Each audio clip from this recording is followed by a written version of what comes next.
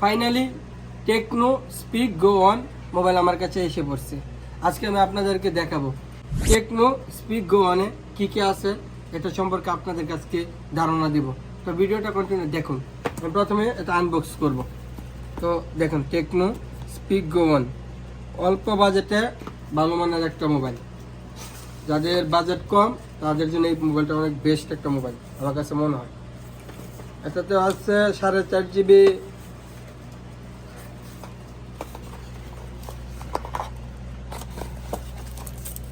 মোবাইলটার ভিতরে লুক হচ্ছে এরকম। আমি এক এক করে সব কিছু দেখাবো। মোবাইলটা প্রথমে বাহার করি। মোবাইলটা দেখছেন ছোটোখাটো একটা আইফোনের মতনই দেখা যাইতেছে, আইফোন আর কি। তো মোবাইলটা প্রথমে অন করি, বিসমিল্লাহ। Tecno spark go on model name, look দেখেন। তো এটা অন হইতে থাক, এর ভিতরে আমি দেখি এটার ভিতরে কি কি আছে।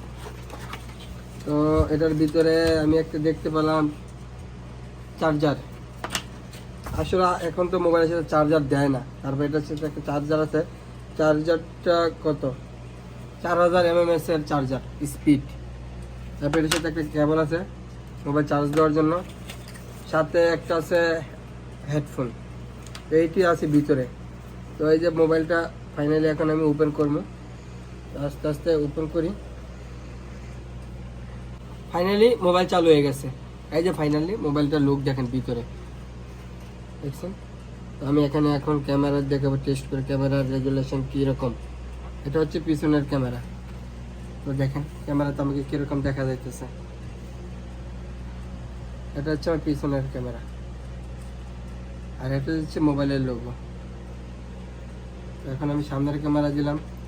এই যে সামনের ক্যামেরা আছে এখানে, এই আর কি। সামনের ক্যামেরাটা অনেক সুন্দরী, দেখেন এখানে দেখা যাইতেছে।